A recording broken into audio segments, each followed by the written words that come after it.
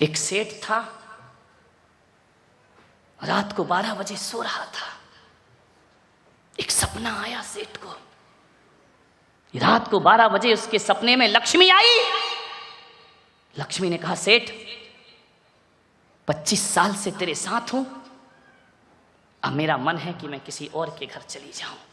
सेठ ने कहा, लक्ष्मी पागल हो गई, तेरे कारण मैं सेठ हूं, तेरे कारण मुझे जय जिनेंद्र है, तेरे कारण मुझे लोग राम राम करते हैं, तेरे कारण रोज दुआ सलाम करते हैं, तू चली गई तो इस गांव में मुझे कोई पूछने वाला नहीं। लक्ष्मी ने कहा, देख सेठ, मेरा स्वभाव चंचल है, आज तेरे पास हूं, कल किसी और के पास चली जाऊंगी। मैं स्थायी नहीं रहती हूं, मैं चंचल हूं। कभी देखा आपने सरस्वती और लक्ष्मी, दो देवियां, सरस्वती की तस्वीर, सरस्वती हमेशा बैठी है, कभी खड़ी फोटो नहीं बनती है। लक्ष्मी की कभी बैठी नहीं बनती, वो खड़ी रहती है। मैंने कहा, ऐसे चित्र क्यों बनते हैं? सरस्वती कहीं भी देखना वीणा लिए आसन लगाए बैठी है, लक्ष्मी खड़ी है। मैंने पूछा ऐसा क्यों है? तो बोले, एक बात ध्यान रखना, लक्ष्मी का स्वभाव चंचल है, वो आती भी है और जाती भी है, वो आएगी और चली जाएगी। सरस्वती का स्वभाव थोड़ा अलग है, एक तो वो आती नहीं है और आ जाए तो फिर छोड़कर कभी जाती नहीं है। ध्यान रखना। आपने ये तो सुना होगा कि कई लाखपति खाकपति हो गए, कई करोड़पति सड़क छाप हो गए, लेकिन कभी नहीं सुना होगा कोई ज्ञानी अज्ञानी हो गया। ऐसा कभी नहीं हुआ करता है। सरस्वती आ जाए तो फिर छोड़ करके जाती, वो बैठ जाती है। बहुत मुश्किल से मिलते हैं सरस्वती। ध्यान, लक्ष्मी तो कमा सकते हो, सरस्वती बहुत कठिन होती है। सेठ ने कहा कि लक्ष्मी, तू सब कुछ कर ले, मुझे छोड़ के मत जा। लक्ष्मी ने कहा, मैं जाऊंगी तो जरूर सेठ, मेरा टाइम हो गया है, पूना वालों के प्रवचन समाप्त का टाइम हो गया है, ज्यादा मत खींचो, मैं जाऊंगी।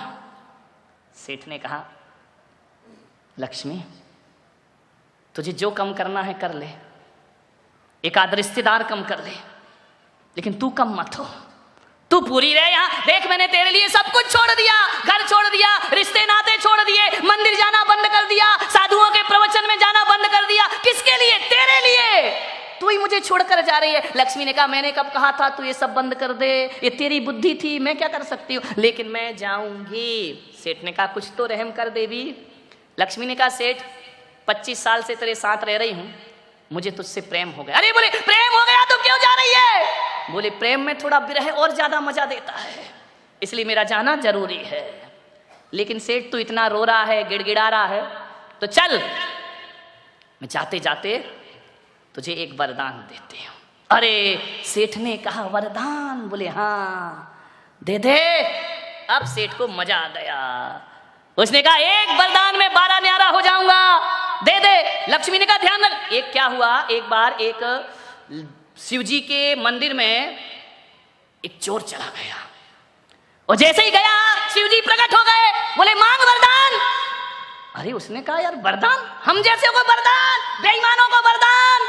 शिव जी तो भोले भाले, उन्होंने कहा मांग ले, लेकिन एक बात ध्यान रखना। चोर भी क्या एक बानिया? उसने कहा कि एक बात ध्यान रखना, वरदान एक ही दूंगा, दो नहीं दूंगा।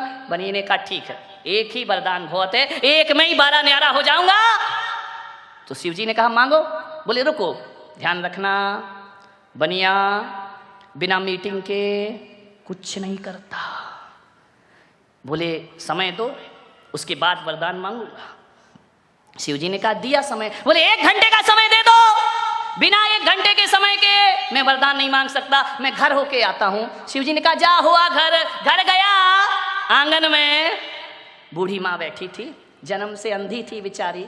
उसने कहा, माँ शिव जी प्रकट हुए हैं, वरदान दे रहे। बोले, चल, तेरे जैसे बेईमान को कोई भगवान वरदान देगा? अरे बोले, दे रहे हैं, चिंता मत कर, एक सलाह दे दे। बोले, क्या?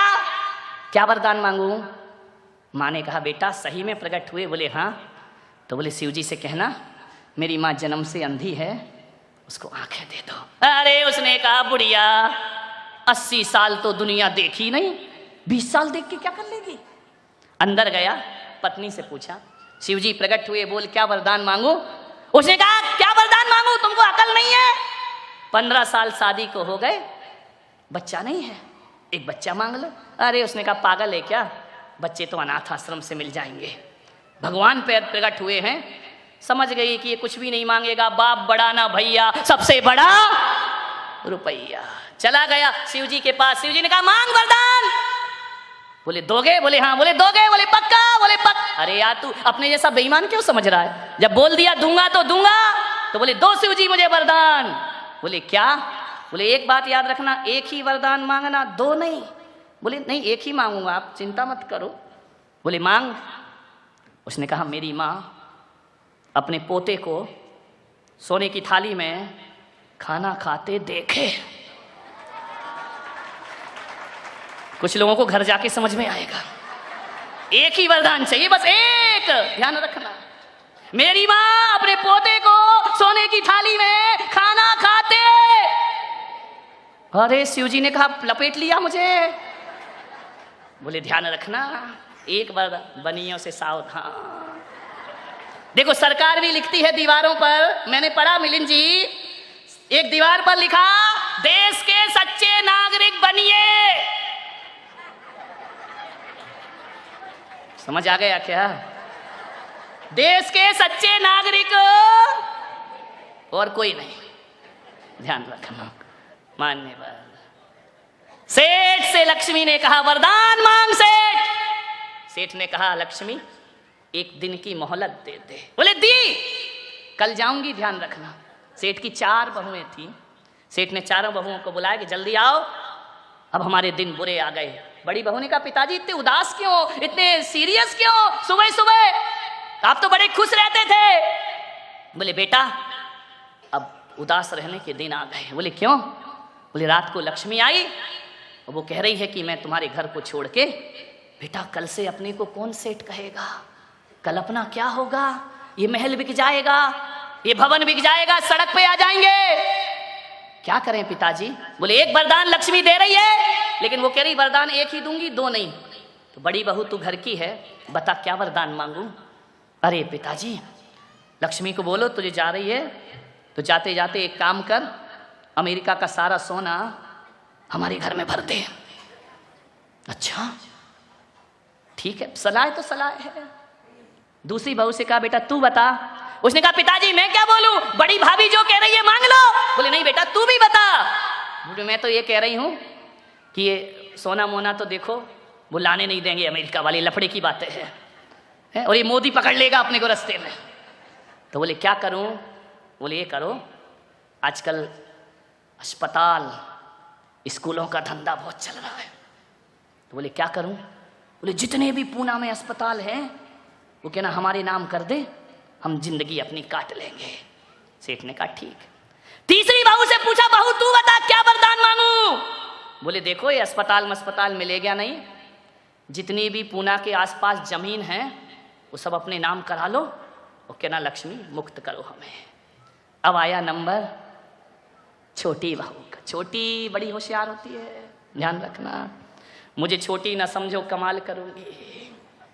माँ बाप अक्सर या तो बड़ी बहू के पास रहते हैं या खैर अब तो लफड़ा ही खत्म हो गया बड़ी छोटी का, अब तो एक ही बची है वो, ध्यान रखना, या तो बड़ी के पास रहेंगे या छोटी के पास। ट्रेन में देखना या तो इंजन महत्वपूर्ण होता है या गार्ड का डिब्बा, बीच के डिब्बे तो बेचारे यहाँ वहाँ होते रहते, इधर जाना उधर जाना, कीमत उन्हीं की है। अखबार में या फ्रंट की कीमत है या बैक की, बीच का तो भर दिया जाता है, ध्यान रखिए। बीच वाले देखो नाराज मत होना। अब क्या करो, ये माँ बाप की आदत है, मैं क्या करूं विचार। छोटी बहू ने कहा पिताजी मुझसे सलाह मत मांगो। बोले क्यों? बोले मैं छोटी हूं, मैं क्या जानूं। पिता ने कहा तू छोटी है तो क्या हुआ, तू इस घर की मेंबर है, सदस्य है, तेरा भी हक है, मैं मानूं या ना मानूं, सलाह दे। ध्यान रखना, जिस घर के बड़े बुजुर्ग बच्चों से सलाह लेके काम करते हैं वो घर कभी बिखरता नहीं है। और जिस घर के बच्चे ये संकल्प ले लें कि जब तक हमारे बड़े बुजुर्ग जिंदा हैं सारा फैसला लेने का अधिकार उनको है, वो घर कभी बिखरने नहीं पाएगा मेरे भाई। जिस घर में 2 आर्डर होते हैं, 2 आदेश चलते हैं, वो घर बिखर जाता है, ध्यान रखिए, एक आदेश होना चाहिए। छोटी बहू ने कहा पिताजी मैं कुछ नहीं जानती, मैं इतना ही कह सकती हूँ कि लक्ष्मी से इतना ही कहना मुझे ना पैसा चाहिए ना रुपया चाहिए। बोले पागल हो गई क्या? जिठानियों ने कहा। बोले भाभी 2 मिनट, मेरा नंबर है, आप बोली जब मैं कुछ नहीं बोली, मेरा भी सुन लो।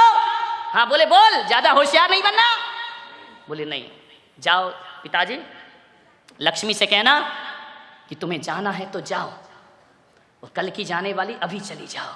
जिठानी ने कहा देख फिर तूने बेअकल की बात की, बाप बड़ा ना भैया सबसे बड़ा, और तू कह रही कि नहीं चाहिए पैसा। बोले भाभी सुनिए प्लीज, जाओ लक्ष्मी से कहना तुझे कल की जाने वाली आज चली जा, एक वरदान दे करके जा कि तेरे जाने के बाद हम चारों बहू बेटियों में प्रेम बना रहना चाहिए, पैसा नहीं प्रेम मांगे पिताजी।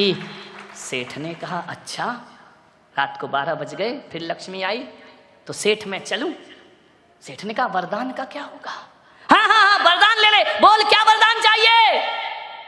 बोले लक्ष्मी तू जा रही है? बोले हाँ। बोले जा। अरे लक्ष्मी ने कहा पागल हो गया, कल तो मेरे चरणों में गिर रहा था, रो रहा था कि मुझे छोड़कर मत जा। लक्ष्मी ने कहा इसी वक्त चला जा, इसी वक्त जा। सेठ ने कहा एक वरदान दे दे देवी। बोले क्या?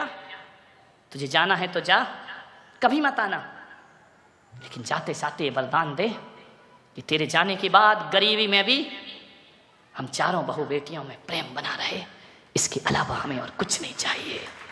लक्ष्मी ने कहा एक बार और सोच ले सेठ। बोले सोच लिया। बोले सब चला जाएगा। बोले जाने दे, प्रेम होना चाहिए। तो लक्ष्मी ने मालूम क्या कहा? लक्ष्मी ने कहा सेठ सोच लिया? बोले हाँ। बोले पक्का? बोले पक्का। तो चल सेठ, आज से मैं तेरे घर को छोड़ के कभी नहीं जाऊंगी। सेठ ने कहा ऐसा क्यों? लक्ष्मी ने कहा जिस घर में प्रेम रहता है वहां लक्ष्मी का वास हुआ करता है, ध्यान रखिए, और जहां प्रेम नहीं होता वहां निर्धनता होती है। सेठ ने पूछा लक्ष्मी तुम कहां रहती हो? गुरुवो यत्र पूज्यन्ते वाणी यत्र सुसंस्कृता अदंतो कलहो यत्र तत्र शक्र वहां में हम। लक्ष्मी ने कहा जिस घर में गुरुओं का आदर होता है, गुरुओं की पूजा होती है, और जिस घर में ध्यान रखना वाणी में सभ्यता होती है, और जिस घर में प्रेम होता है वहां लक्ष्मी का वास हुआ करता है, ध्यान रखिए। मान्यवर आपके घरों में गुरुओं की पूजा होती है, आपकी वाणी में सभ्यता है या असभ्य बोलते हो, लक्ष्मी आपसे नाता तोड़ देगी, ध्यान रखना। और जहां पर प्रेम होगा वहां लक्ष्मी का वास हुआ करता है। आज के प्रवचन की 3 ही बातें याद रखना, गुरुओं की पूजा, वाणी में सभ्यता और प्रेम घर में हो वहां लक्ष्मी का वास हुआ करता है। जब सूरज उगता है तो भी आकाश लाल हो जाता है, और जब सूरज डूबता है तो भी आकाश लाल हो जाया करता है।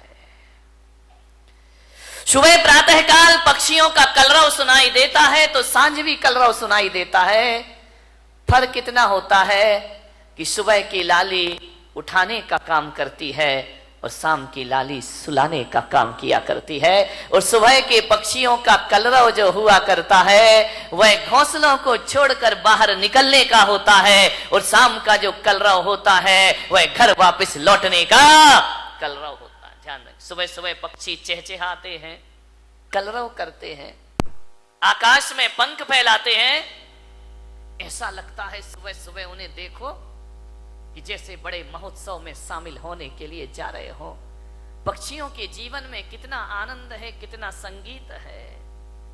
पक्षियों के जीवन में प्रातः काल इतना आनंद हुआ करता है, घोंसले से देखता है आकाश में सूरज आया, उषा काल में पंख फैलाकर आकाश में उड़ जाया करता है, मुक्त आकाश का आनंद लिया करता है। कभी देखना जब हवा का झोंका आता है तो एक वृक्ष कितनी मस्ती में झूमा करता है, कितने आनंद में आनंदित हुआ करता है। देखना कभी जिंदगी में विचार करना, नारियल का पेड़ अपनी मस्ती में झूमा करता है और गुलाब का पौधा अपनी मस्ती में झूम, कितना आनंद है इन वृक्षों में, इन पेड़ पौधों में।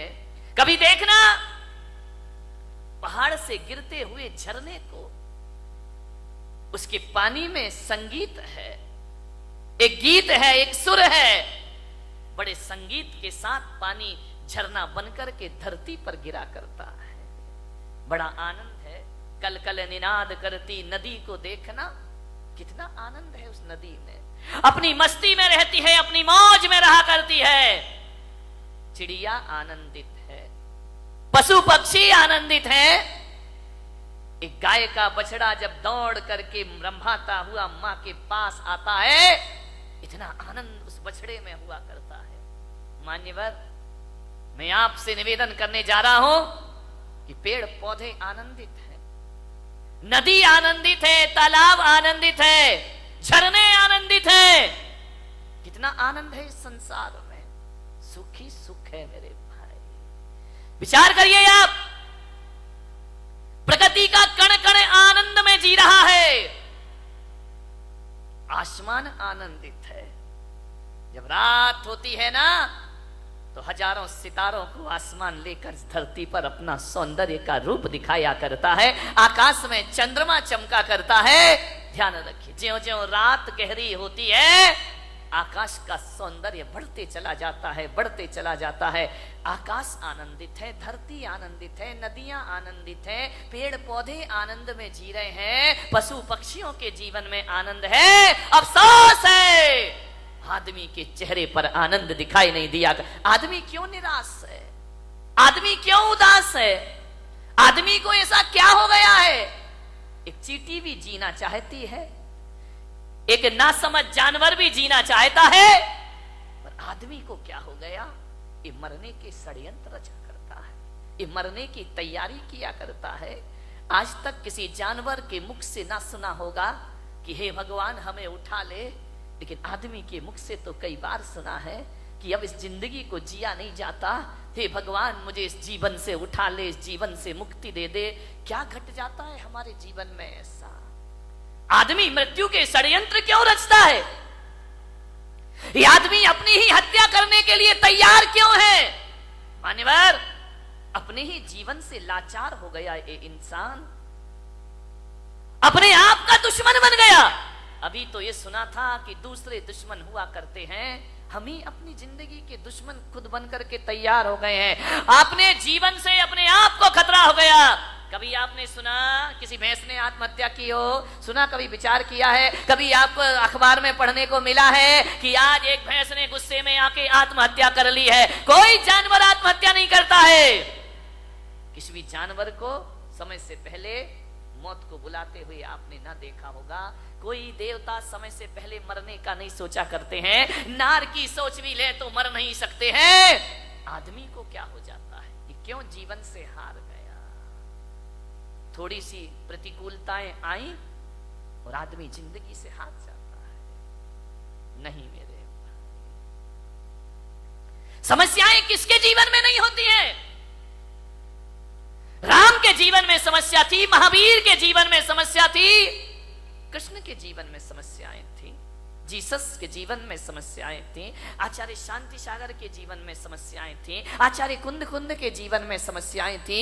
समस्याएं किसके जीवन में नहीं होती है? ऐसा कोई है? समस्याओं से रहित जीवन नहीं होता, ध्यान रखिए। और हकीकत में देखा जाए तो समस्याओं का नाम ही जिंदगी हुआ करता है। आसानी से जिंदगी मिल जाए तो जीने का मजा खत्म हो जाएगा। एक बात बताइए, यदि समस्याएं नहीं हो तो फिर जीने का मजा क्या है?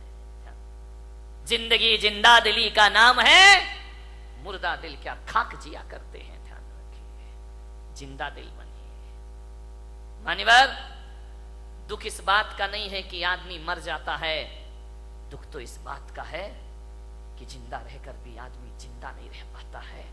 वह मरा मरा सा जीवन जीता है, वह मरे हुए सी जिंदगी जिया करता है। विश्वास पैदा करो अपने आप पर, जिंदगी से हार मत मानिए। जिंदगी मिली है, मालूम है ये मानव का तन मिला है। शास्त्रों में कहा है, ग्रंथों में कहा है, 84 लाख शरीर छोड़े हैं तब जाकर ये मानव का शरीर तुमको प्राप्त हुआ है। 84 लाख योनियों में हमारा जन्म हुआ है। कितने जन्म हम नाली के कीड़े बने होंगे, कितने जन्म पक्षी बने होंगे, कितने जन्म हम कीचड़ में कीड़ों की तरह रहेंगे होंगे।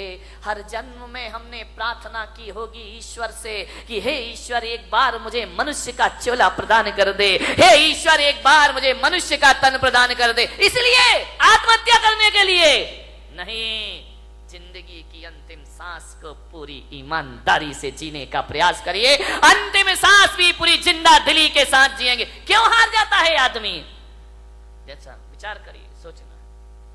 ऐसे ही नहीं मिल गया मनुष्य का जीवन, बहुत मेहनत की है इसके लिए। मनुष्य का जीवन मिला, ऊंचा कुल मिला, अच्छी खानदान मिली, दिमाग मिला, बुद्धि मिला, शरीर मिला, फिर भी इस जिंदगी से हाथ धोते हो आप। अब तो घबरा के कहते हैं कि मर जाएंगे, अब तो घबरा के कहते हैं कि मर जाएंगे, और मरकर भी घबरा गए तो फिर बताओ अब किधर जाएंगे? दूसरा हमारे पास कोई रास्ता है नहीं। जिंदगी मिली है, अच्छे से जियो, तरीके से जियो, सलीके से जियो। बहुत कम जीवन मिला है, इसे उदासियों में मत गुजारिए। जिंदगी भीख में नहीं मिलती, जिंदगी बढ़ के छीनी जाती है। जिंदगी भीख में नहीं मिलती, जिंदगी बढ़ के छीनी जाती है। अपना हक संग दिल जमाने से छीन पाओ तो कोई बात बने। सर झुकाने से कुछ नहीं होगा, सर उठाओ तो कोई बात बने। पोंछे करे अश्क अपनी आंखों के, मुस्कुराओ तो कोई बात बने। मुस्कुराओ तो कोई बात बने। उदास मत जियो, जिंदगी को पूरे आनंद के साथ जीने का प्रयास।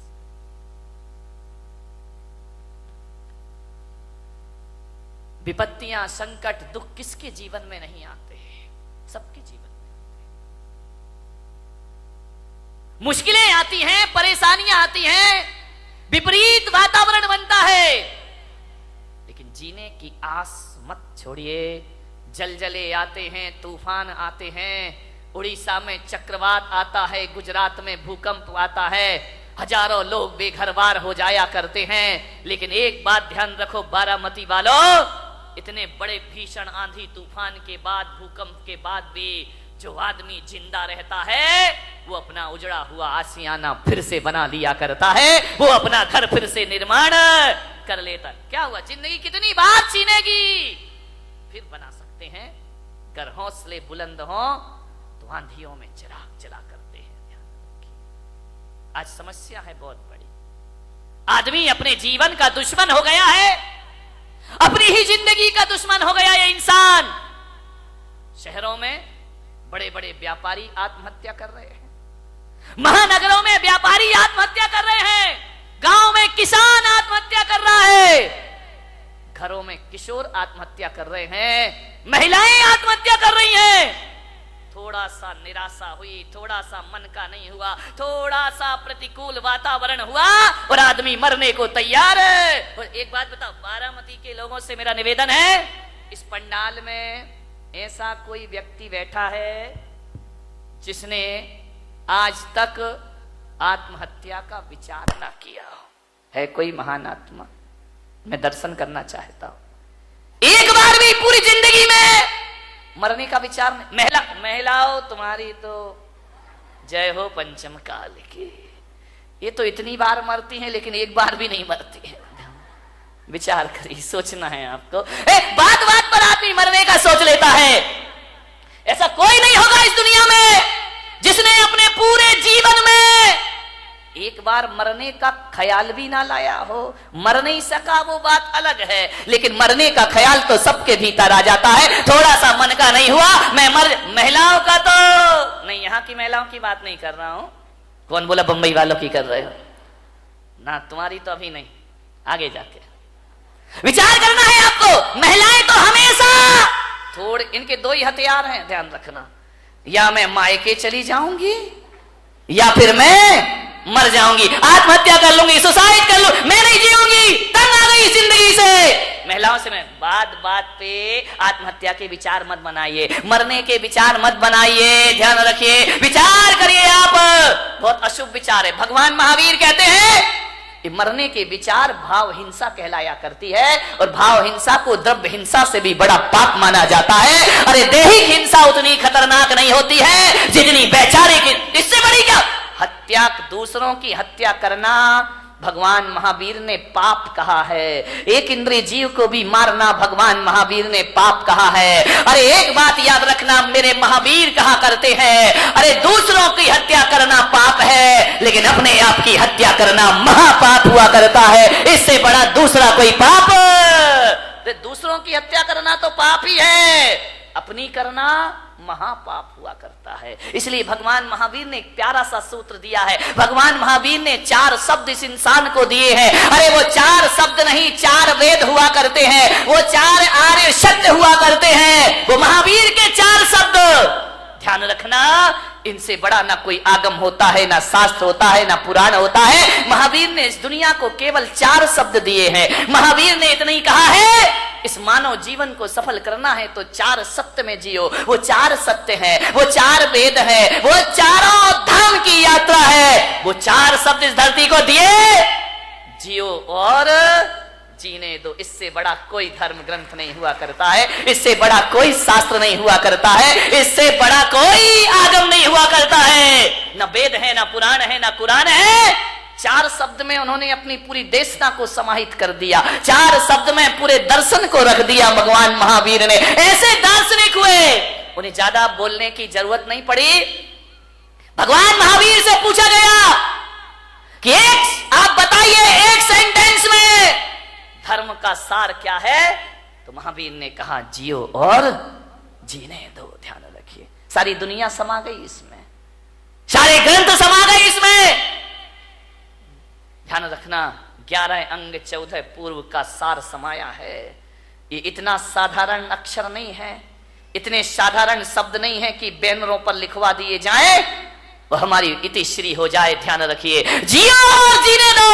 भगवान महावीर ने सबसे पहले कहा है जियो, ध्यान रखना, उसके बाद जीने दो। मैंने कहा ऐसा क्यों कहा है, स्वार्थी क्यों बना दिया कि पहले खुद जियो फिर दूसरों को जीने दो। तो महावीर ने कहा ये स्वार्थ नहीं, ये परमार्थ हुआ करता है। अरे जो आदमी खुद जीना नहीं जानता है वो दूसरों को जीवन दान कहां से दे सकता है। पहले खुद जियो, कैसे जीना है।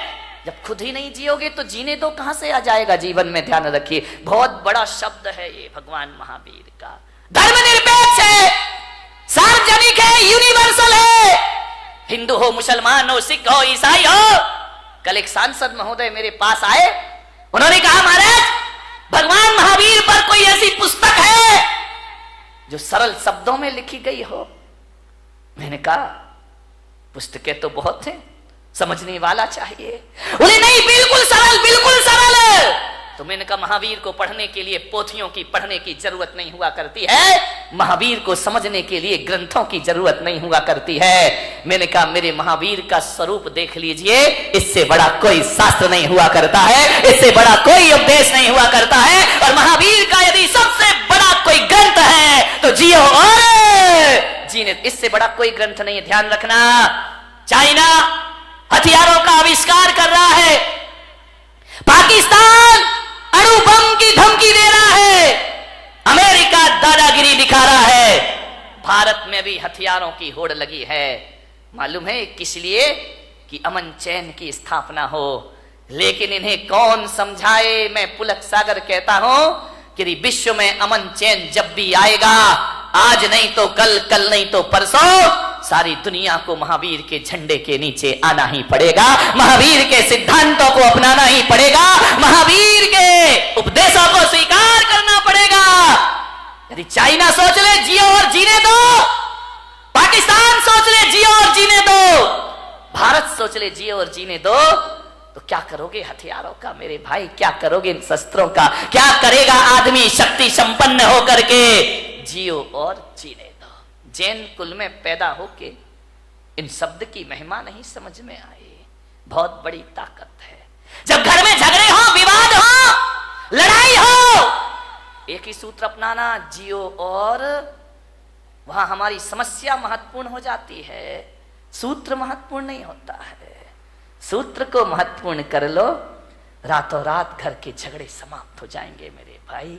समाज में विवाद हो जाए, भाई भाई में विवाद हो जाए, परिवार में झगड़े हो जाएं, कोई कितनी भी बड़ी गलती कर दे, कितना भी बड़ा अपराध कर दे, आदमी एक सूत्र जुबान पर ले आए, जियो और जीने। क्या अपराधियों को जीने का हक नहीं है इस धरती पर? उन्हें भी जीने का हक है मेरे भाई, पापियों को भी जीने का हक है।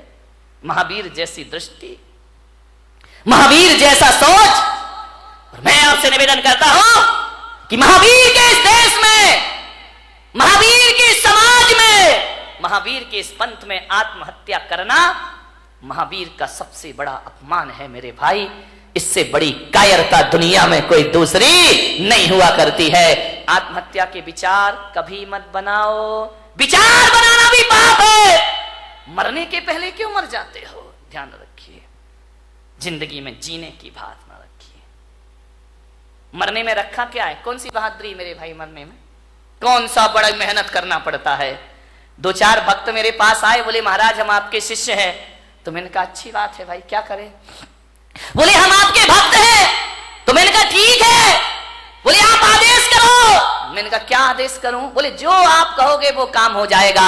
मैंने कहा तू मेरा शिष्य बन के क्या करेगा? बोले आपके लिए अपनी जान दे दूंगा, सब कुछ अर्पित है आपके लिए, तन अर्पित है, मन अर्पित है, जीवन अर्पित है। मैंने कहा जीवन नहीं चाहिए मुझे, तन नहीं चाहिए मुझे, मन नहीं चाहिए मुझे। तो बोले महाराज आपको क्या चाहिए? मैंने कहा मैं अपने भक्तों में ऐसे भक्तों को, ऐसे लोगों को मैं अपना भक्त नहीं बनाता हूं जो मेरे लिए जान देने को तैयार है। अरे मेरे लिए मरने को तैयार मत रहो। सच्चा भक्त यदि मुझ पे मर जाएगा तो वो सच्चा भक्त नहीं होगा। अरे महावीर भगवान को मरने वालों की जरूरत नहीं, महावीर भगवान को तो जीने वालों की जरूरत हुआ करती है। धर्म के नाम पर जियो मेरे भाई, धर्म के नाम पर मरो मत। महावीर ने नहीं कहा कि धर्म के नाम पर मरना, महावीर ने तो कहा है धर्म के नाम पर जीना। मरना कोई बहादुरी का काम नहीं है, 2-5 मिनट का काम है। एक फंदा लगाया, आंखें बंद की, 2 मिनट में जिंदगी खत्म। एक बंदूक लगाई, जिंदगी खत्म। गला घोट लिया, जिंदगी खत्म। मरना कौन सी बहादुरी है? मरने में टाइम कितना लगता है? 1 मिनट, 2 मिनट, 5 मिनट। मिट्टी का तेल डाला, आग लगाई, मर गए। ये कोई बहुत बहादुरी का काम नहीं है। मरने में 2 मिनट लगते हैं, मगर जीने में 100 साल की जिंदगी लग जाया करती है मेरे भाई। जीना बहादुरों का काम हुआ करता है, संघर्षों में जूझना बहादुरों का काम हुआ करता है, विपरीत परिस्थितियों में जीना ये बहादुरों का काम हुआ करता है। ध्यान रखिए मान्यवर, मुझे याद आ रहा है वह व्यक्तित्व जिसने कई बार हार मानने के बाद भी जिंदगी से हार नहीं मानी। ध्यान रखिए, इतने जल्दी जिंदगी से हार जाते हो, आत्महत्या कर लेते हो? नहीं मान्यवर, आपसे मेरा निवेदन है, जिन लोगों ने आत्महत्या की है ना, कभी उनकी कब्रों पे जाके पूछना, कभी उनकी चिताओं में जाके पूछना, जो मर गए हैं उनसे पूछना कि बताओ मेरे भाई तुम्हें कैसा लग रहा है। यदि सुन सको और तुम्हारे कान में ताकत होगी तो भीतर से आवाज आएगी कि जो गलती मैंने कर ली है, ऐ भले मानस, ये गलती तू अपनी जिंदगी में दोबारा कभी मत करना। अपनी जिंदगी को पूरी तरह से जीना, भाव हिंसा मत करना, आत्महत्या के भाव मत बनाना। महिलाओं से खासकर निवेदन है, सबसे ज्यादा आत्महत्याएं महिलाएं किया करती हैं, सहन शक्ति से बाहर हो जाता है। आत्महत्या के भाव मत बना। ये तो बात बात पे बनाती हैं आत्महत्या के भाव। पति ने काम नहीं सुना, सुनो जी तुमने ये नहीं किया, मैं मर जाऊंगी। अरे उसने काम नहीं किया, तुम मर जाओगी, सड़े से काम में मर जाओगी। मरो मत। भगवान महावीर कहते कि मरने के भाव यदि बना लिए, एक बात ध्यान रखना, एक द्रव्य हिंसा होती है, एक भाव हिंसा होती है। यदि आपने भाव बना लिए तो जैन आगम कहता है कि जिस समय आप कह रहे हो मैं मर जाऊंगी या मैं मर जाऊंगा, उस समय यदि आयु कर्म का बंद हो जाए, फिर आप मरे या ना मरे, आपकी दुर्गति जरूर होने वाली है, कोई बचाने वाला नहीं है। फिर मरो या ना मरो, ऐसे भाव बना लिए और आयु कर्म का बंद हो गया तो नरक गति के पात्र बना करती हो। ध्यान रखिए, नरक जाने का द्वार खुल जाता है। अपनी हिंसा सबसे बड़ा पाप है। आत्महत्या के भाव से आयु का बंद हो जाए तो नरक मिला करता है। अति संक्लेश भाव ते मरो, घोर शुभ्र सागर में पड़ो। नरकों की जिंदगी हो जाएगी। क्या सोचते हो कि मरने के बाद समस्याओं का अंत हो जाएगा? अरे मेरे भाई, आत्महत्या तो खुद एक समस्या हुआ करती है। आत्महत्या से समस्याओं का अंत नहीं हुआ करता है, जीवन का अंत नहीं हुआ करता है। चिताओं के बाद एक जिंदगी फिर जीना है, हमें ध्यान रखना।